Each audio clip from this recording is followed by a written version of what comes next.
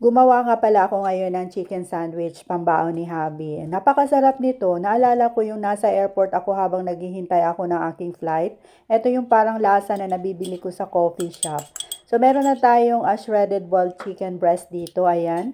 So lalagyan natin ng red minced onion at saka minced celery. Pag wala tayong celery ay pwede naman yung cabbage yung ilalagay natin. And then, lagyan din natin ng mayonnaise. Ayan. Huwag naman po madaming mayonnaise. Yung tama-tama lang. And then, timplahan natin ng konting asin at saka white pepper.